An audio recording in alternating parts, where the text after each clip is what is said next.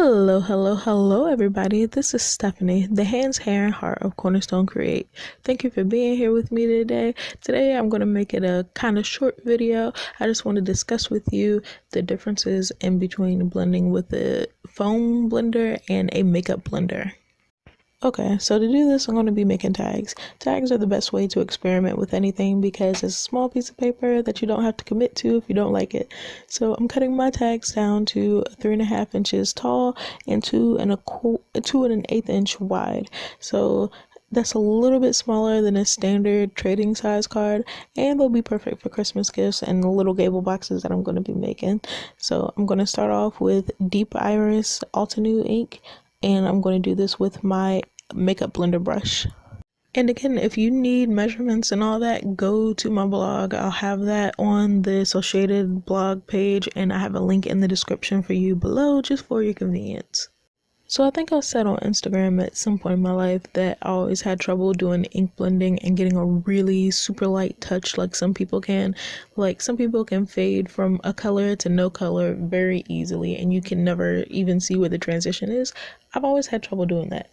That's just not my forte in life. But this little makeup blender contouring brush will make you think that you can.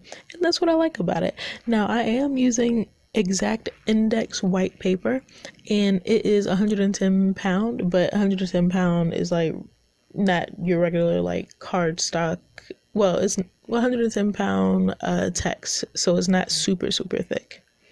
But what I want to emphasize is that because the surface of this paper isn't the smoothest, you can see the texture and the grain of the paper in the blend.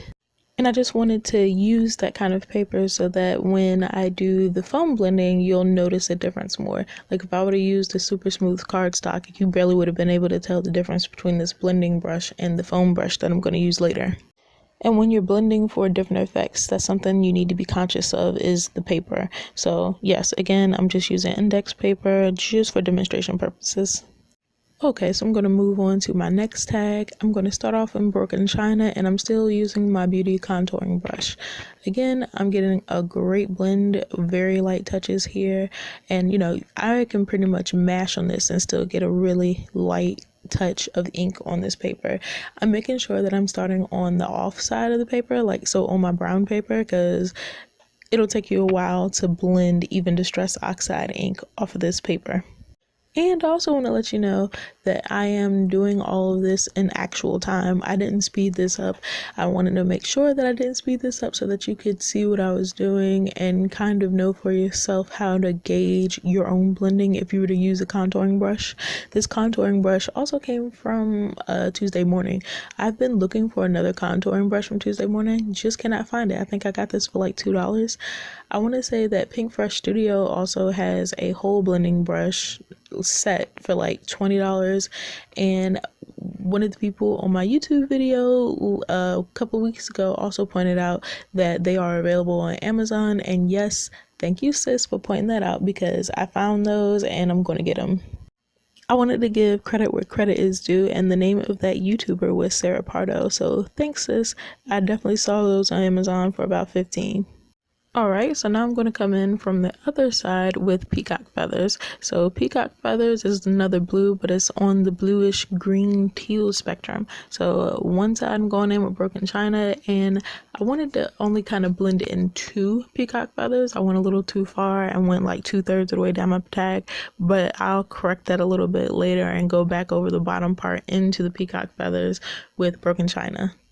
Now, if you notice, like the coverage on this is kind of, I don't want to say splotchy, but it's not 100% even. You can see that there are still like teeny tiny spaces, like where it's not quite white, but it's not as pigmented as other spots of the paper, and this just comes from the blending brush. Again, you can spend the time building this up and building it up and building it up, and it'll be nice and smooth, or you could just go back and just rub the whole thing over with your blending brush again and just get that color to be a little bit more even. I didn't want to do that just because, like I said, the purpose of this video is to show you what the different blending methods look like, but you can get this a little bit smoother, so do that. And here I am, this is just me correcting, and with me correcting my ink blending a little bit for what I wanted, you can see how the additional layer of color is helping blend that out some. So just wanted to point that out. I'm about to get this to where I want it. This is broken china and peacock feathers. I'm going to go ahead and do this with the foam blending brush next.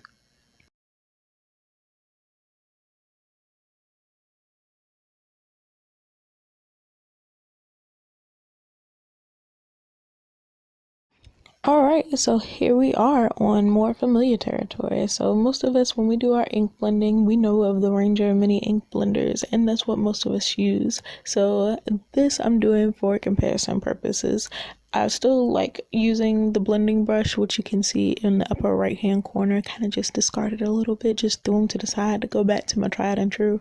But yeah, so we're going on the Distress Oxide. I'm starting off with broken china, and I'm using the same colors from the previous tag so that you can get a better basis for what to expect. So I still got the purple tag over there. I'm gonna be bringing that back. It's not going to be discarded, but yeah, I'll bring that back a little bit later.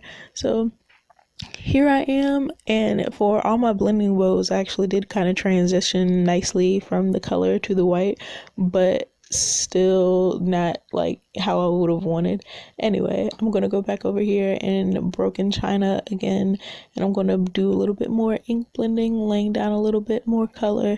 And as you can see, the blend here is way smoother than what I got with the makeup contouring brush.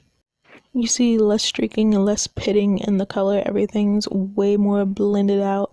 And like I said, well, I'm not sure if I said, but it's really just based on your preference and how much ink blending you want to do. I really didn't change how heavy my hand was just because I always have issues with that. I'm a heavy-handed person, so I didn't change how heavy I applied the brush or to my paper. So this is about what you'll get and what you can expect from using these two different methods. So I'm going in here with my peacock feathers. I'm going to have peacock at one end, broken at the other side, and they kind of meet up in the middle. Again, you can't really tell when one color transitions into the another. It's like it's really nice in the middle there, so you can do about the same with both. And here I'm going to put them beside each other so you can compare methods. I'll have the brush beside which method was used, and I'll transition the colors from one color to the next. So here we go.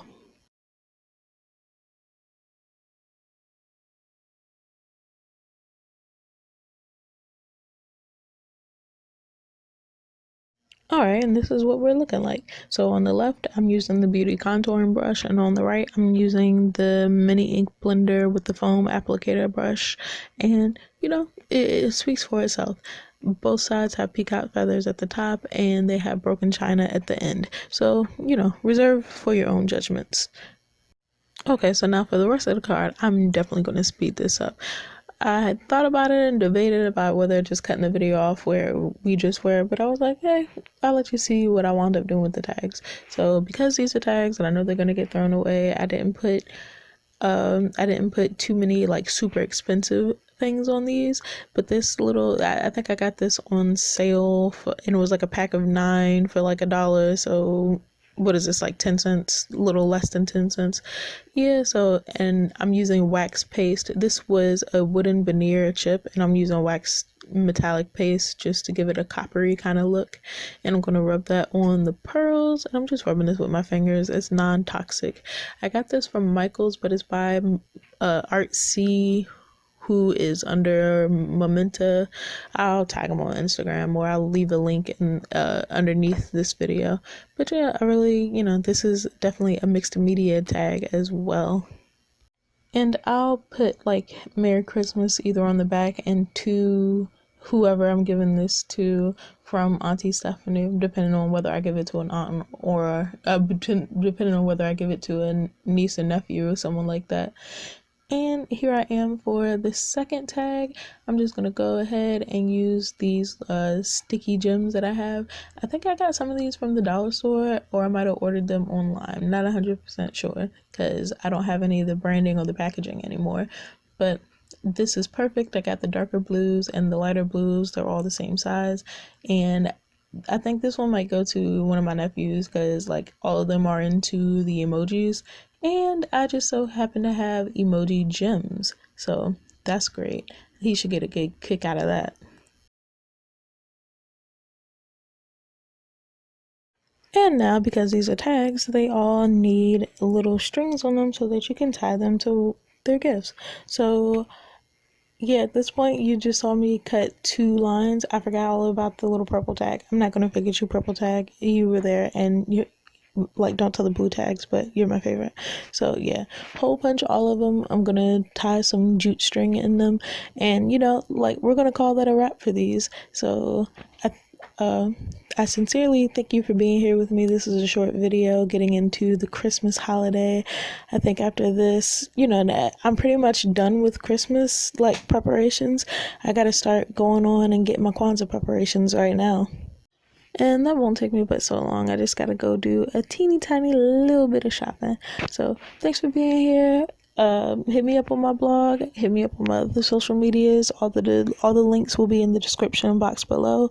Make sure you like, comment, and subscribe. Oh yeah, I forgot these stickers. I also got these from the dollar store. So those are nice. Thanks for being here. Merry Christmas, and if I don't see you again, Happy New Year.